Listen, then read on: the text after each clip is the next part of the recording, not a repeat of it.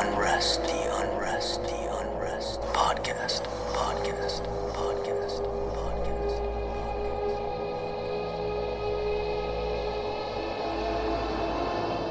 Welcome to the Unrest podcast. I'm Madeline Green.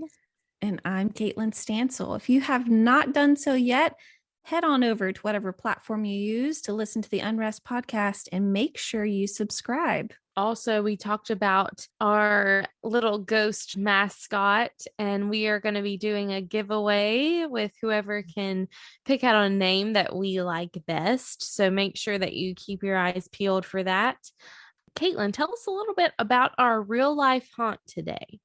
So this real life haunt comes from Morgan, and she starts out telling us a little bit about, her first sort of experience with the paranormal, but that sort of turned into her hearing voices. And she has a very vivid experience that she shares that happened in Afghanistan when she was in the military. So take a listen.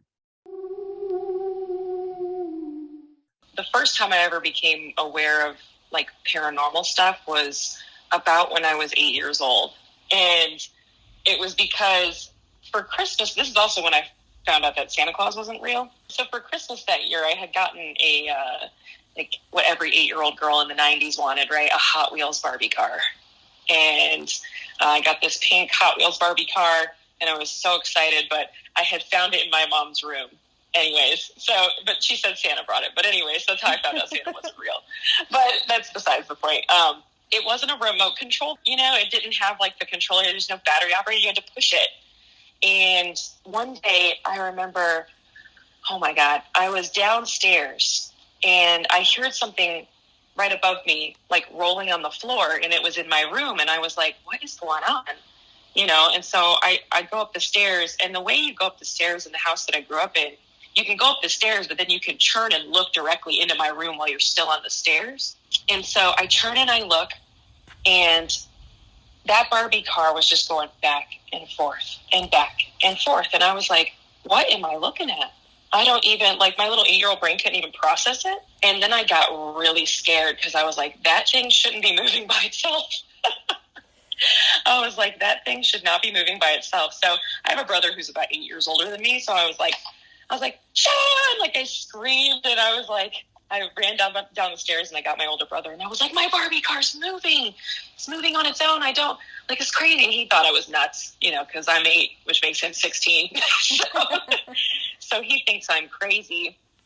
And he goes upstairs, and he's just like, it's not moving. It's not. He didn't believe me. So I don't think I told anybody that story at all when I was little, but that was the first time I was like, maybe ghosts are real. Like maybe like spirits are real. And then from that point forward, I've had like little things happen to me here and there, all the way up until, I think I was in Afghanistan. But I like in that same room, I would hear whispers in my ear, people walking up the stairs, like just weird stuff like that. But the culminating event of the things that have happened to me, and probably the wildest thing that has ever happened to me, is that I was physically pushed and touched when I was deployed to Afghanistan in 2012. And the crazy part too is that I wasn't just hearing whispers in my ear. I also heard a full-on conversation between 2 different people. So basically that story goes, I was working the night shift. I'm a signal soldier. And so I was working the night shift, just monitoring our signal equipment. I think we had been deployed probably a month or so. No, we had to have been deployed for 3 months at that point because we were switching shifts every 3 months. So we were about the 3-month mark into our 9-month deployment. And then I was in Jalalabad, Afghanistan. And so I went back to my room because my shift was over and it was time to go to sleep. So it was about 10 in the morning that this occurred. And I go to my room. Now, the key takeaway from all of this, right, because people will say, oh, well, somebody just came in your room and pushed you and left. No, that is not the case. The buildings for all females at the time were cipher locked, so only the women had access to this building for reasons that, society reasons, you know what I mean? So anyways, And then you have to go through another locked door to get to my room. And I have a window, but the window is like maybe the size of like a small computer. Like it's like a 20-inch window. It's not very big.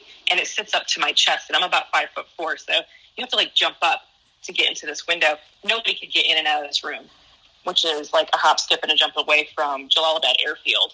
It's a pretty small base, and there's not a lot of women on it. So anyways, my roommate wasn't there either.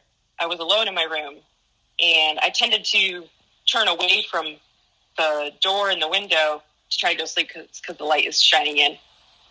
So I had turned away from the window and the door, and I heard these two people talking plain as day. And they were going back and forth. They're like, you wake her up. No, man, you wake her up. You wake her up. No, I'm not waking her up. You wake her up. And I'm hearing these two people go back and forth. Now, I think it's my buddies outside the window who are about to wake me up to go do whatever the heck else needs to get done, or they want to bring me back on shift. I don't know what they want. It was not a woman's voice at all.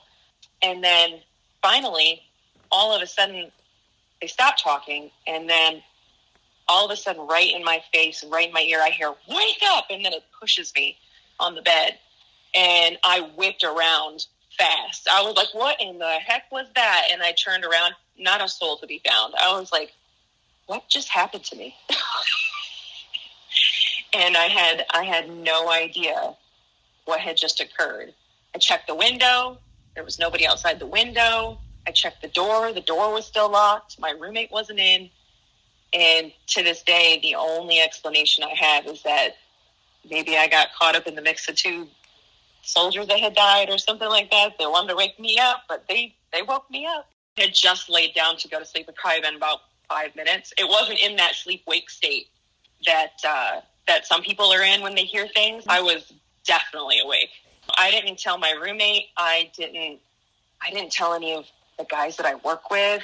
I might have told my husband. Now I've told that story many times since I've been home, because this was a while ago, But I probably most likely told my husband, because I tell him everything. But as far as telling people at work, no way, because they probably would have thought I was nuts. I mean, I do a lot of, that's how I started listening to your podcast, right, is I do a lot of research and stuff into like paranormal things, because I truly believe there's another realm, right? Maybe it was just two spirits that got confused. They thought I was somebody else, or maybe they just messing with me, wanted to wake me up, and I was so tired I just went back to sleep anyways. You would think something like that would scare the absolute crap out of you, but I think I was more confused than anything, because I didn't have a hard time falling asleep. Sometimes I can still, because it was my right shoulder they pushed, so sometimes I'm like, ooh, it's kind of freaky. But I had never been touched like that before, and I haven't since then. Now that I think about it, I don't think I've had any other experiences since that event, which has been going on about a decade. But prior to that, I definitely had like little things here and there that would happen to me, but nothing too crazy. But that for sure was the most insane thing that I've ever felt or heard or witnessed. Maybe I was 16, because this is back in the house with the Barbie car incident. I was probably about 16, 17 years old, and like just going to sleep at night. You're trying to fall asleep, and you just hear like, I hear Morgan like that in my ear, like whispering my name and whatnot, and footsteps in the stairs and whatnot, for sure, because we had creaky old stairs, because I grew up in an old farmhouse. But it's like definitely during an hour like nobody's coming up the stairs. Just weird stuff like that. Probably the only time I ever was really scared was when I was 8 in the Barbie car, because obviously you're witnessing something as a child. You're like, what in the world is that? Like, that's not right. So it scares you as a kid. I have a tendency to like talk to spirits and stuff like that. Like if they're messing with my stuff. Actually, now that I think about it, I have like a fire alarm issue going right now. Fire alarms are going off randomly in my home, in Airbnbs that I stay at. For no reason, these fire alarms keep going off near me.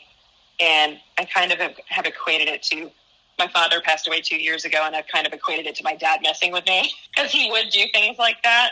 And so far, paranormal-wise, these days, like that's pretty much all that's happening to me, is the fire alarm situation, which I finally said out loud. I was like, could you please stop doing that. The fire alarms are getting a little crazy, and they haven't happened since I've asked that to stop. So I've never actually seen anything. I've never seen an apparition. I think probably because I do watch a lot of those paranormal shows, and I know that I don't want to invite that experience into my life. So I specifically, I'm like, I don't care if I hear you. I don't care if you touch me, as long as it's nice. I don't care about any of that other stuff. I don't want to see grandma at the end of the bed when I wake up in the middle of the night. I don't want to see that. So luckily, I have never witnessed an apparition. But I know some people have, and it's quite frightening, I think. If it's not a malicious or scary, really scary thing, I would say just don't invite it into your life, but take the experience for what it is, and don't let anybody tell you that you're nuts. Because what you think and see and feel are real, and your gut instinct is to, if your gut instinct is to say, yes, there's no other explanation behind this, then this has got to be real. So don't let anybody gaslight you into thinking it's not real. I really find this notion of sort of more auditory experiences with the paranormal so interesting, because that doesn't happen with everyone we talk to. And I think it just really highlights how there's so many different ways you can interact with the spirits around us. You grow accustomed to it. And I would assume sort of able to differentiate between the voice of the dead and the voice of the living. Right. And I don't know. I mean, what would you like better, to hear voices or to see things? I would prefer to hear things. I don't want to see it. Yeah, I would much prefer to hear as well. I don't want to wake up in the middle of the night and see something there. That is more shocking and terrifying to me. If I heard something, I think initially I would be creeped out, but I think I could be more open to that. Not sending that out into the universe. I don't want to hear anything, but I mean, definitely, as long as you can differentiate, okay, I'm hearing things, and not, okay, this is my I'm mind going crazy. Yeah. Because that's where I would be. My anxiety is so high. I'd be like, wait, am I going crazy? Yeah. We also had someone write in a story that kind of coincides with that story that you shared. And it's from a man named Vargas, who was in the Middle East during the Iraqi war. So take a listen. I was on my second tour of duty in Iraq way back in 2006. I was stationed in Taji near Baghdad. We have sandstorms time and time again, and I recall it was past 6 p.m. and me and a buddy were jogging on our way to the DFAC mess hall.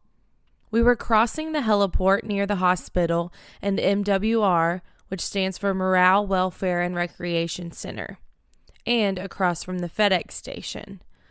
While the moderate sandstorm was howling, we saw a herd of horses with seemingly skeletal riders riding hard through the sandstorm silently. No hooves noises, no horses neighing, just horses and riders passing through with the blowing sandstorm. We never told anyone because we still can't fathom what we saw. We were dumbfounded. My friend and I were like, where did that come from? There were no horses in Taji.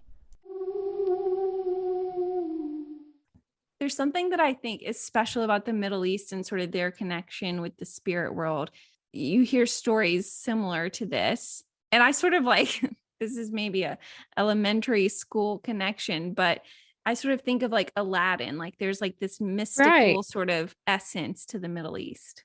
Well, and I think, in his story, he talks about there were no horses in this area, but it is not totally that far-fetched to think of a herd of horses running through the desert in Iraq. But then the strange part is you couldn't hear their hooves hitting the ground, and they had sort of skeletal looking riders. That would be the red flag where you're like, this, something's a little off here. And maybe it was a type of mirage or something. Right. Well, if you have a story, a real life haunt that you'd like to share, we'd love to hear it. Make sure you email it to us at theunrestpodcast@gmail.com. And while you are emailing us your amazing stories, check us out on Facebook. We also have a Facebook group where we put some interactive content that you won't see on our regular Facebook page. Also, check us out on TikTok. Until next time, Unrest in peace.